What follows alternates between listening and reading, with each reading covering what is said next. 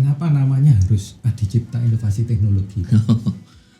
Aplikasi Convince yang kita punya itu adalah sama dengan core banking. Core banking ya. Itu consist of puluhan juta lines of code. Padahal kalau dibilang, mungkin Bapak bilang Etins masih perusahaan kecil dibanding yang besar-besar gitu ya.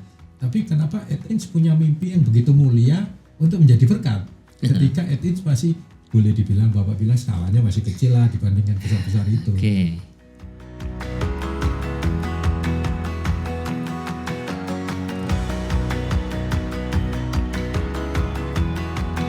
Guys, kita lanjutkan lagi perbincangan dengan Pak Guntur.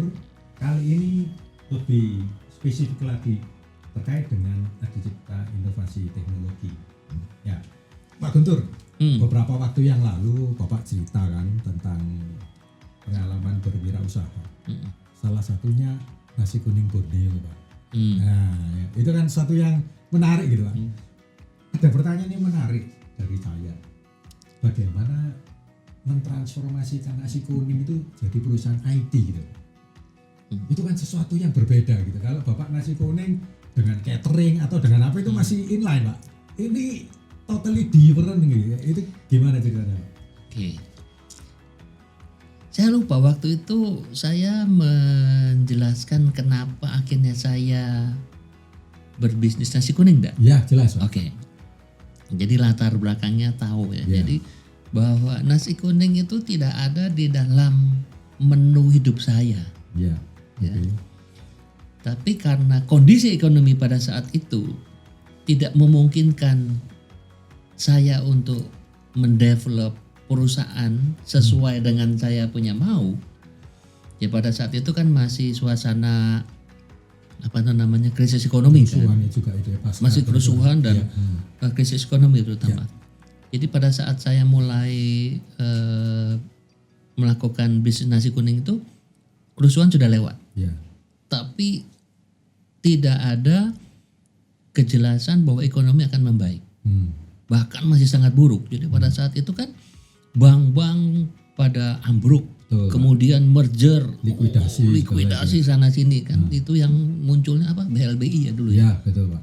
Nah, jadi akhirnya kami set up nasi kuning karena waktu itu adalah makan itu orang tetap lakukan meskipun krisis seperti apa, dan kemudian secara modal memungkinkan. Ya. Tapi sebenarnya jiwa saya tidak di sana kan. Jadi itu untuk survival. Ya. Nah, cuman ada satu hal yang ini juga buat teman-teman ya yang perlu kita bangun dari awal. Itu adalah pertemanan. Jadi teman-teman saya yang tahu bahwa saya survival mode, mereka bantu. Mereka tahu bahwa kompetensi saya ada di IT kan. Jadi mereka tawarkan gitu loh, Pak, Gun, ini ada proyek kecil-kecilan seperti ini, mau nggak kerjainnya? Kecil banget jadi waktu itu. Nah itu kemudian akhirnya membuat saya, oh iya, ini kalau proyeknya seperti ini aja kita bisa coba. Nah pada tahun 2000-an itu baru mulai yang namanya bikin homepage gitu. Tapi bikin homepage-nya enggak seperti sekarang ya, tinggal klik pakai wizard gitu, klak jadi. Dulu coding, pakai HTML. Nah jadi awal-awal itu, jadi bikin project kayak begitu sampai ada teman dari Surabaya waktu itu yang menawarkan projectnya itu hanya 8 juta rupiah loh. 8 juta. Mau nggak kamu katanya ke Surabaya? Saat itu 8 juta nothing, sudah maksud saya itu bukan angka besar, angka kecil gitu. Ya, kalau dari di perusahaan itu nothing, benar-benar that amount itu tidak ada artinya. Tapi saya terima tuh, jadi saya pikir waktu itu meskipun tidak jadi ya, jadi saya waktu itu berpikir kalau saya ke Surabaya naik bis malam atau kereta waktu itu mungkin sekitar 3 300-an ribu, saya lupa ya, sekitar itulah. Ya. Kemudian saya nginep di kakak saya. Kemudian saya pikir pertemuan pertama saya required. Pertemuan kedua mengkonfirmasi. Pertemuan ketiga mengimplementasi. Atau paling 3 kali saya pikir 3 juta. Ya, total cost saya. Berarti saya masih untung 5 juta. Itu saya iyakan. At that time. Jadi that kind of project yang kami lakukan saat itu. Nah, tapi ya itu yang saya katakan adalah teman itu harus dibina.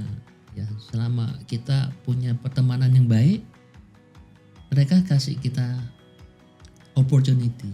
Dari situ kemudian ada project. Waktu itu juga kita bikin project untuk ini perusahaan kapal dulu. Jadi dia kirim barang dari Singapura atau dari Shanghai atau dari Hong Kong. Jadi data-datanya sudah dimasukkan di internet. Jadi di Jakarta sudah tahu kapan kapal itu berangkat, apa aja yang dikirim. Kayak gitu. Itu kecil-kecil. Bahkan kita dulu dapat project McDonald. Dapat projectnya McDonald. Itu kalau tidak salah cuma 20 juta. Kecil banget project itu. Tapi saya bilang waktu itu ke Pak Setiadi, ya saya bilang kita harus dapatkan project itu. Meskipun saya harus membayar. Bukan dibayar nih. Meskipun saya harus membayar, kita harus dapatkan project. Nah itu dulu ada yang namanya Say It with McDonald, tapi itu melalui teman juga ya, teman yang membantu yang sudah dari sana. Jadi dulu sebelum rame seperti ini kita sudah punya e-commerce tahun 2000-an tuh. Jadi Say It with McDonald tuh the idea adalah saya dari rumah bisa ngirim McDonald ke siapapun. Idenya gitu. Jadi misalkan saya dari kantor nih, anak di rumah kelaparan nih, kan seperti yang sekarang nih, itu tahun 2000 tuh. Terjadi itu Pak? Terjadi. Di aplikasi?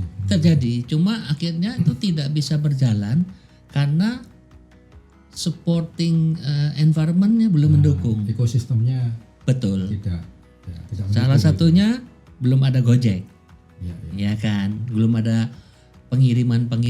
Jadi mereka harus handling itu sendiri. Kemudian permintaan pesanan itu harus hanya muncul pas jam makan siang. Akhirnya itu tidak. Tapi that's kind of solution yang kita bangun pada saat-saat awal. Nah, kemudian kenapa kok switch dari nasi kuning kok sampai ke IT ya? Jadi nasi kuning itu sempat berjalan, lupa saya, mungkin sekitar 6 bulan atau setahun ya. Jadi that's really kita lakukan itu sungguh-sungguh loh.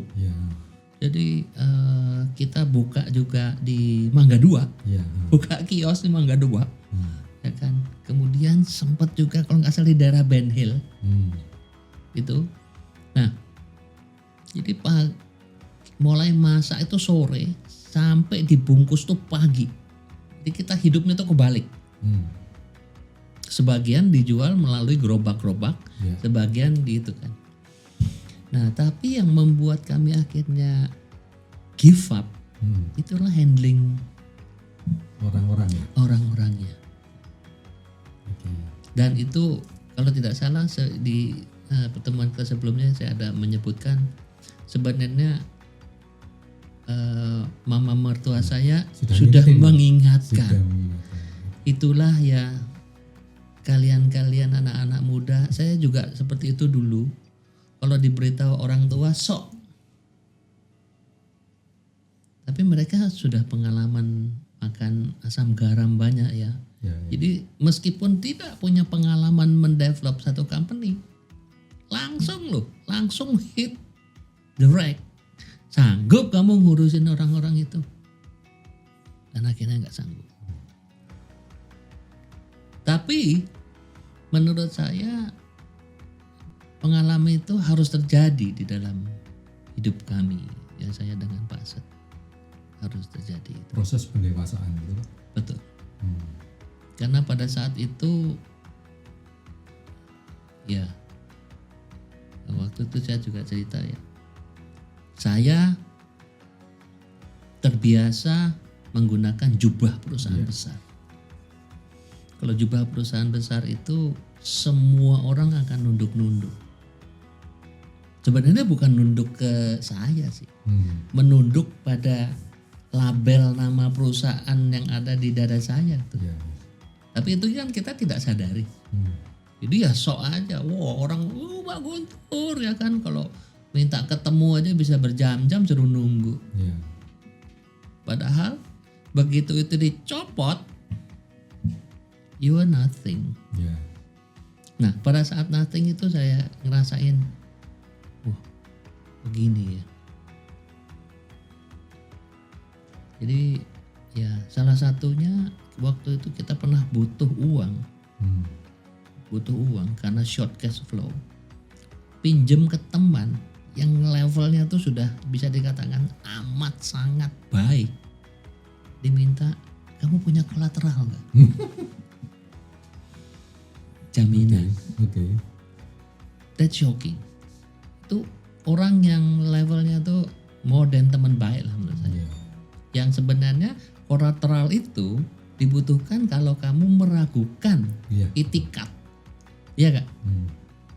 Kalau saya nggak percaya kamu nih, kamu berniat mengembalikan enggak, itu kan kalau kamu punya pandangan seperti itu baru mana jaminannya. Tapi kalau saya percaya Vivo pasti akan balikin, I will not ask that question. Terutama pinjamannya nggak besar waktu itu dan waktu itu saya juga sudah menunjukkan bahwa kita sudah dapatkan penunjukan project.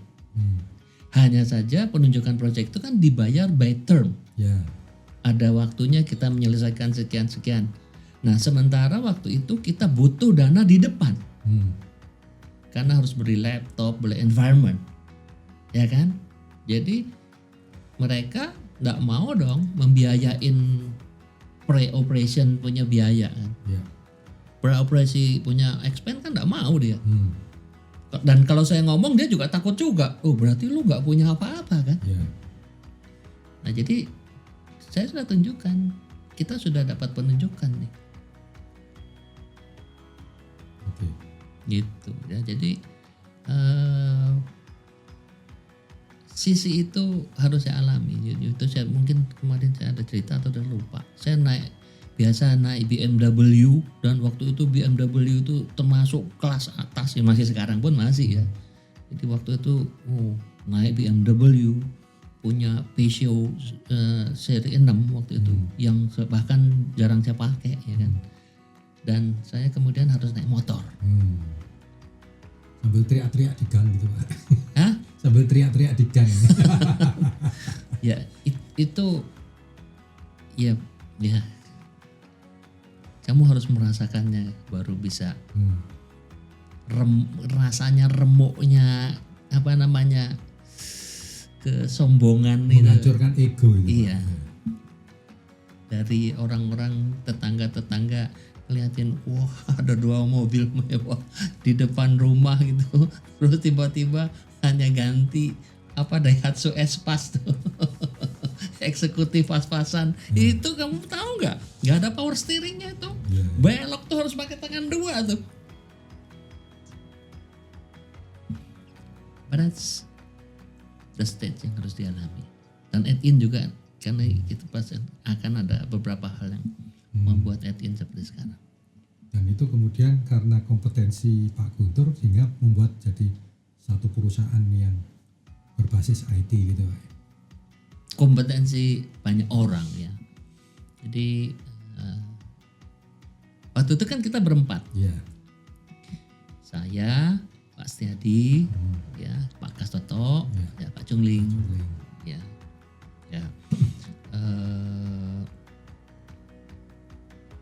Kalau bicara mengenai sales dan marketing, Pak Set sudah tidak perlu dilakukan lagi. Ya. Nah kita bertiga di belakang nggodok itunya. Hmm. Tuh. Ya. Terus kenapa namanya harus Adicipta Inovasi Teknologi? Kalau itu namanya ngasih itu si Pak Kas tuh. Oke. Jadi waktu itu yang kita setujui pertama adalah depannya harus A. Kenapa harus A? Karena kalau nanti dipasang di mana-mana itu keluar duluan ya. Itu ya okay. Udah apa ya? Adi harus grand. Adi. Gitu. Jadi karena namanya Pak Set Pak, jadi Adi dulu gitu. Mungkin juga dia yang menyuntikkan itunya ya, idenya ya. Nah jadi harus ada cipta, harus berinovasi. Ya akhirnya gitulah. Macam-macam saya sudah lupa itu pilihannya. Akhirnya kita pikirin oke juga ini ya. Ya sudah itu kita pilih. Kenapa warnanya pilih biru sama merah Pak? Jadi yang kita waktu itu sepakati dulu adalah warnanya harus warna dasar. Oke. Kenapa warna dasar? Supaya kalau dicetak itu murah. Benar kan? Iya, oke. Jadi kita tidak cari warna-warna yang susah. Oke. Karena kalau kamu nanti warna yang susah itu apa istilahnya ada CMYK atau apa itu tuh. Itu harus ini itu atau ruwet itu. Ya. Jadi pokoknya harus merah sama warna dasar. Oke. Nah, kenapa merah dan biru? Ya kita pikir merah warna berani gitu. Biru itu tenang ya kan. Lebih ke arah warna teknologi seperti itu. Ya that's it, dah terlalu anu. Jadi hurufnya pun kita cari yang memang ada fontnya tuh, tidak cari fontnya. Jadi kita juga berpikir bahwa ini nanti pada saat kita nanti produce promotion material, marketing material itu nggak ruwet. Itu. Ya. Terus waktu itu Bapak mendirikan itu punya visi apa Pak? Gambaran ke depan. Apakah cuma bertahan? Ya semoga 1 tahun ini bisa jalan, 2 tahun. Apa langsung 25 tahun lagi saya mau ngapain gitu? Ya itu kan di dalam I think kita pernah diskusi ini kan, waktu Vivo menanyakan mengenai apakah kita punya long term goal or whatsoever. Tidak. Okay. Kalau saya sempat mengatakan kan bahwa pada saat itu kasarnya ngomong, setan lewat pun bisa dimakan, saya tangkep. At that time kamu tidak punya opsi banyak gitu. Jadi tidak seperti sekarang ekonomi tumbuh berkembang apa segala macam. At that time ekonomi itu lagi ambruk dan setiap hari itu likuidasi perusahaan, merger perusahaan pada saat itu. Kanan kiri yang kita dengar adalah orang di layoff saat itu. Mau mikir apa? Orang pada saat itu kita mau beli laptop aja nggak sanggup, ya kan? Jadi saat itu kita cuma berpikiran kita harus hidup, itu aja. Jadi kita juga tidak memilih-milih project, makanya tadi saya katakan ada project apapun, pokoknya project apapun kita kerjakan saat itu. Nggak pernah mikirin bahwa ini harus related ke multi finance karena itu adalah kompetensi dari kita ya. Enggak. Ya, jadi kalau Vivo mengatakan 25 tahun, no. Jadi kita bicaranya adalah bagaimana supaya besok kita masih bisa bekerja. Itu. Nah, kemudian ya berkat Tuhan selalu ada buat orang yang percaya ya. Ya, oke. Kemudian kita juga mulai dapat proyek-proyek ya kan. Sampai kemudian itu kalau mengatakan AdIns itu baru mengatakan bahwa kita hanya akan ada di multifinance itu setelah umur maybe 15 tahun. Ya, I think 15 tahun. baru kita bisa mengatakan kita hanya bergerak di sini. Kita hanya fokus di sini. Sebelumnya ngerjain sembarang kali project. Cuman yang ya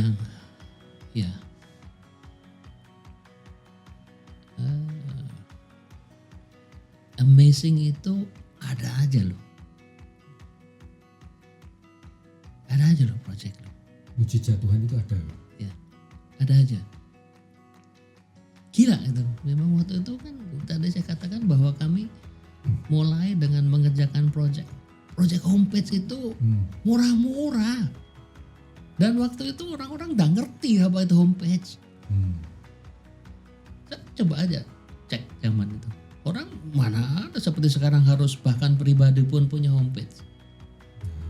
Jadi kalau kita bicara menawarkan homepage ke perusahaan mereka, apaan itu? Masih levelnya masih hanya kecuali perusahaan-perusahaan yang sudah besar ya. Kalau middle low gak ngerti. Jadi pada saat itu bahwa kita sudah saya sudah mencanangkan kita tidak akan bergerak di homepage. Tapi kita akan bergerak di web based application. Kenapa kok begitu? Ada kaitannya sama Red Ocean? Jadi waktu itu ada salah seorang teman yang juga cukup mengikuti teknologi. Dan dia tertarik invest. Dengan syarat bahwa Edin hanya bergerak di situ. Dan saya tidak setuju. Dan untung tidak terjadi juga. Ya. Saya tidak setuju karena saya bilang bahwa ini mirip seperti Gold Rush ceritanya, meskipun saya tidak ngerti Gold Rush. Jadi maksud saya itu semua orang-orang berbondong-bondong ke suatu tempat bahwa di sana itu ada tambang emas. Pilihannya adalah apakah kita akan ikut ke sana, which is we don't know yet. Ya tahu? Kita akan beli dokar, beli pacul, beli apa segala macam peralatan itu dan menuju ke sana, atau saya duduk di pinggir jalan jualan kuda, jualan dokar, jualan cangkul. Nak nangkap maksud saya? Dan saya bilang saya memilih yang ini. Jadi waktu itu kita akan ngedevelop. Nah, kenapa kita memilih ngedevelop instead of bikin homepage? Karena saya bilang bikin homepage itu everybody can do. Karena di belakangnya tuh tidak ada bisnis proses. Itu kan cuman seperti halaman rumah aja gitu loh. Tampilan doang. Beda kalau saya bicara rumah. Ada kamar, ada workflow di dalamnya. Jadi dari awal saya bilang kita akan masuk ke sini. Web development. Jadi awal-awal AdIns adalah yang pertama yang bergerak untuk membangun aplikasi. Bukan hanya sekedar itu. Makanya seperti McDonald waktu itu yang kita bikin. Itu juga kita yang memberikan proposal bahwa you bisa begini zaman itu. Ya, jadi dari sana kemudian muncul sampai kita dapatkan prospek untuk membangun aplikasi back end, ya kan, aplikasi untuk multi finance. Nah itu. Oke. Dari perjalanan 24 tahun AdIns, apa Pak pencapaian yang paling membanggakan yang Bapak rasakan gitu, yang pernah dicapai? Itu waktu itu mungkin saya sudah sempat juga singgung. Saya rasa kita membangun aplikasi multi finance ini adalah salah satu pencapaian yang luar biasa. Ya. Aplikasi Convince yang kita punya itu adalah sama dengan core banking. Core banking ya. Itu consist of puluhan juta lines of code dengan bisnis proses yang amat sangat complicated. Dan itu dibangun atas ketidakpercayaan orang-orang bahwa kita sanggup membangunnya. Jadi kalau kita bilang bahwa itu adalah pencapaian etin yang paling tinggi, ya itu adalah hasil yang bisa kita bangun sama-sama.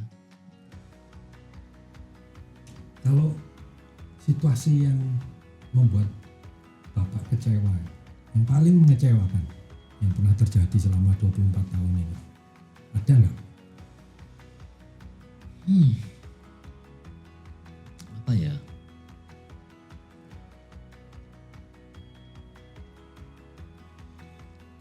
Saya rasa yang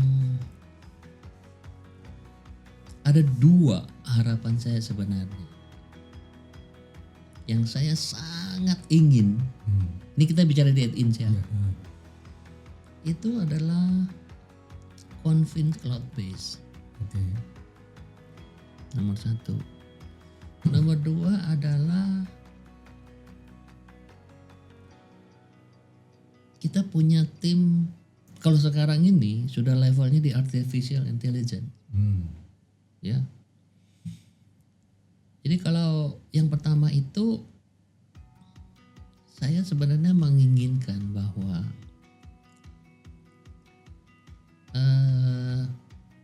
prospek klien kita ya, yang levelnya itu tidak sanggup membeli kita punya aplikasi produk ya, kita punya Convince yang sedemikian canggih ya, yang sudah dipakai oleh puluhan multi finance tapi kelas kakap ya, dan harganya juga relatively cukup tinggi. Saya sebenarnya ingin bahwa prospek klien kita di middle low itu juga bisa menikmati itu. Tapi tidak semahal dan se-luxurious Convince. Kita sudah ada. Tetapi saya masih berharap bahwa itu bisa dinikmati lebih banyak lagi gitu. Sudah ada, kita sudah memiliki Convince Cloud ya kan. Tapi saya berharap bahwa itu lebih banyak lagi yang bisa menikmatinya. Jadi bukan hanya kelas kakap saja yang bisa enjoy that, tapi kan kita sudah ya, we can say bahwa kita sudah bisa menikmati hasil dari perusahaan-perusahaan yang klien-klien kita yang luar biasa itu. Tetapi yang di bawah ini juga saya berharap mereka juga bisa naik kelas gitu. Yang lower bisa middle juga bisa naik ke atas. Dan mungkin mereka mempunyai keterbatasan di dalam pendanaan untuk membeli kita punya Convince yang luxurious Convince kalau kita katakan ya. Itu yang pertama. Jadi saya berharap bahwa Cloud Convince itu akan lebih murah lagi, lebih mudah lagi, dan bisa dipakai oleh lebih banyak lagi multi finance company. Yang pertama. Yang kedua, dan itu sudah saya ungkapkan berkali-kali, bahwa dulu tuh sebelum perusahaan-perusahaan lain bergerak di Indonesia ya, lokal ya, bergerak dengan data warehouse dan business intelligence, kita sudah punya. Jadi yang lain masih bicaranya masih electronic data processing ya kan, management information system, EDP, MIS. Kita sudah bicara mengenai data warehouse. Kita sudah bicara business intelligence di mana itu bisa menghasilkan reporting yang luar biasa untuk top eksekutif. Tetapi perkembangan itu kalau dilihat sekarang sudah jauh compare dengan AI. Nah, saya ingin bahwa komponen AI ini sudah ada di kita, sudah ada ya. Tapi porsi komponennya masih belum banyak gitu, belum besar. Jadi saya berharap bahwa kita punya aplikasi itu so smart sehingga bisa membantu mengingatkan atau apa segala macam ke klien-klien kita. Misalkan mereka punya debt rasionya terlalu tinggi atau segala macam lah, itu diingatkan. Jadi aplikasinya so smart sehingga sangat membantu kita punya klien gitu. Jadi that tuh yang saya harapkan. Yang belum terjadi sampai sekarang. Apakah perjalanan AdInch dari titik 0 sampai 24 tahun itu lancar naik terus gitu Pak? Wah, Kelihatannya gitu loh Pak. not at all. Gimana ceritanya? Kita pernah hampir menang project kemudian menghilang tanpa bekas. Menghilang tanpa bekas beneran, dan projectnya itu 1 tahun kita kejar-kejar. Berdarah-darah dan hampir membuat kita bangkrut.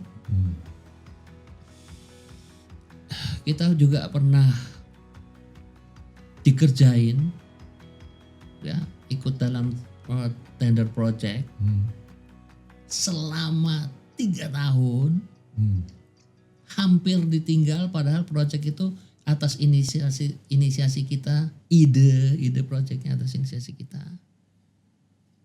Kita juga ditelikung hampir kalah di salah satu project pemerintah juga. Kita juga pernah hampir bangkrut, yang tadi saya katakan sampai saya pinjam uang. Kita juga pernah mengerjakan project, ya, di satu perusahaan multinasional besar dan tidak dibayar. Hanya karena yaitu kembali pengalaman ya. Jadi waktu itu kita mengerjakan satu project di satu perusahaan besar multinasional. Mereka ada kerjasama dengan satu bank besar juga di Indonesia, salah satu bank swasta besar. Mereka lagi bikin satu program. Nah, program itu menurut mereka harus jalan segera. Jadi kita diminta untuk menjalankannya dulu tanpa kontrak. Jadi diminta, udah Pak kerjain aja, masa sih nggak percaya gini. Wah, kita percaya karena yang bicara tuh CIO. Levelnya sudah Chief Information Officer. Ya sudah kita kerjain. Kita kerjain sampai kalau nggak salah 6 bulan, sekitar 6 bulan. Jadi, tapi proyeknya dibatalin. Mereka tidak jadi melakukan itu, nggak dibayar. Ya, jadi, tapi semua kejadian itu menurut saya adalah message ke kami. Ada message di dalam setiap kejadian itu loh. Itu yang membuat itu bisa sampai sekarang menurut saya sih. Contoh ya pada proyek kita yang pertama itu, yang sudah kita kejar-kejar sama setahun itu membuat AdInch itu sadar diri bahwa, maksud saya gini, kalau waktu itu kami menang, waduh, besar kepalanya enggak karu-karuan itu. Our first project sangat besar di perusahaan salah satu bank swasta terbesar, belum punya tim yang lengkap pada saat itu. Kalau itu bisa menang pertama waktu saat itu, bisa sombongnya nggak karu-karuan. Dan kita kalah. Kalah dengan sangat menyakitkan. Hanya dalam waktu 1 minggu dari proses 1 tahun. 1 tahun kita kejar proyek itu, 1 minggu kita hilang proyek itu. Tapi di sana kita kemudian belajar bahwa kita itu harus bisa berserah, bukan menyerah ya. Kita mempercayakan apa yang kita lakukan ke atas. Gitu. Jadi itu menjadi suatu proses perjalanan yang membuat AdInch itu menjadi lebih spiritual gitu.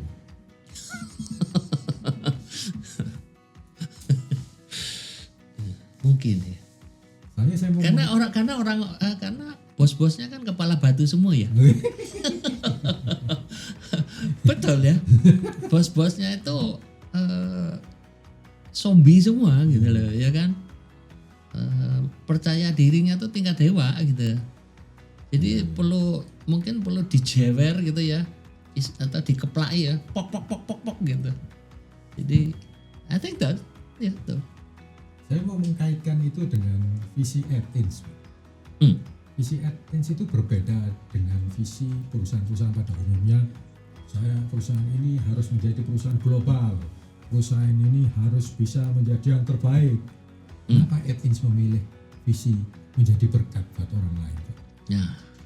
Padahal kalau dibilang, mungkin Bapak bilang Athens masih perusahaan kecil dibanding yang besar-besar gitu ya. Tapi kenapa Athens punya mimpi yang begitu mulia untuk menjadi berkat?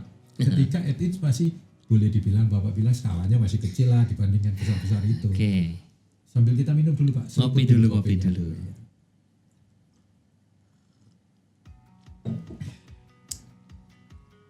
Kami Board of the Management tuh didikan dari perusahaan besar juga, ya. Jadi kami juga dididik secara profesional. Ya. Dan kami juga membaca buku-buku manajemen ya yang beredar di market. Jadi didikannya itu yang nggak melenceng-melenceng amat. Ya. Jadi kalau kita bicara mengenai visi dan misi perusahaan, kita juga mencoba membuat.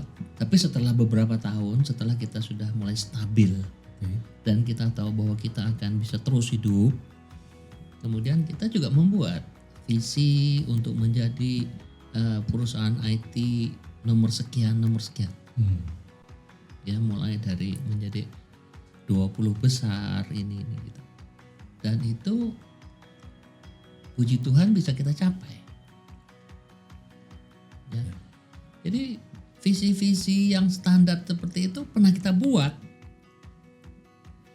sampai suatu ketika ya mungkin juga religius atau apa ya. Saya berpikir begini ya, kita pernah waktu itu mendiskusikan kalau kita buat selalu seperti ini dan kita tuh tidak ada, add-in akan seperti apa gitu.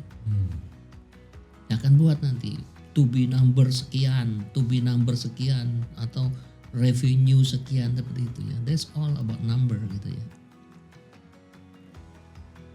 But so what gitu.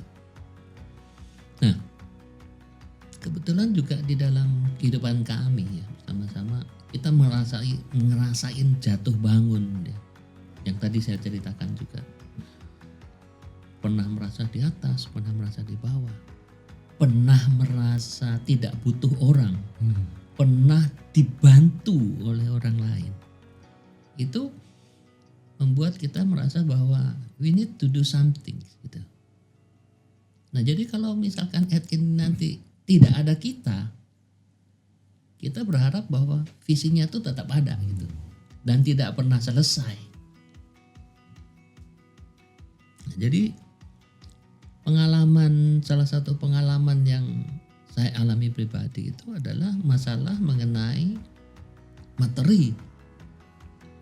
Dalam artian bahwa ngumpulin materi sebanyak-banyaknya pada saat kita tidak ada juga nggak bisa dibawa ya. Oke.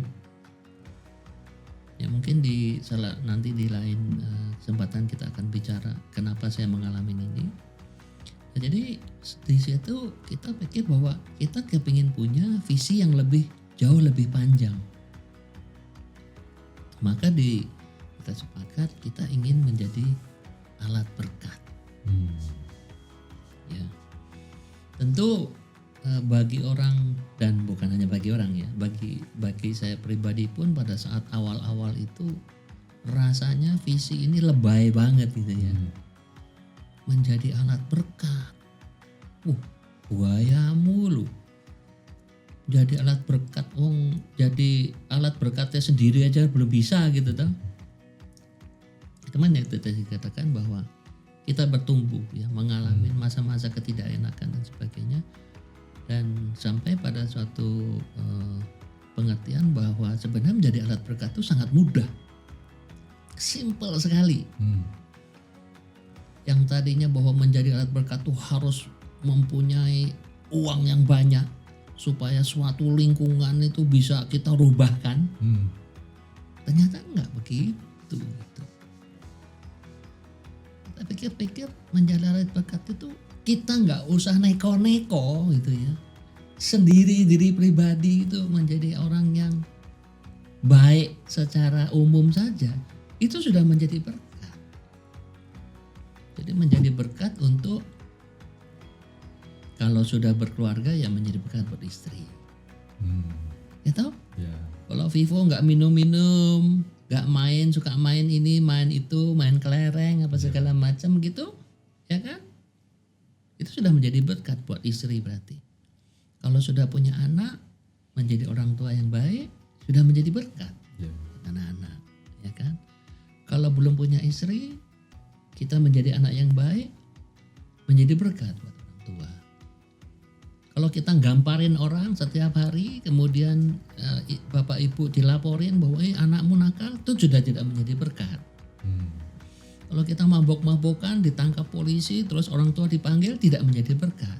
Jadi menjadi berkat is very simple ternyata.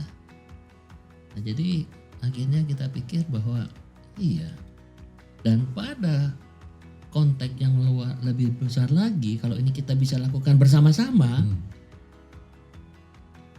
impact-nya akan sangat luar biasa. Jadi menjadi berkat itu bisa hal yang very simple, atau bisa dibalik juga, bisa sangat lebay, atau bisa sangat simple gitu loh. Itulah visinya Edin menjadi berkat. Ya. Jadi itu guys, cerita tentang secuplik sejarah berdirinya Edins dari salah satu founder perusahaan ini, Pak Guntur. Nah, akan ada sesi lebih menarik tentang perjalanan Edins. Tapi kita lanjutkan sudah ini ya.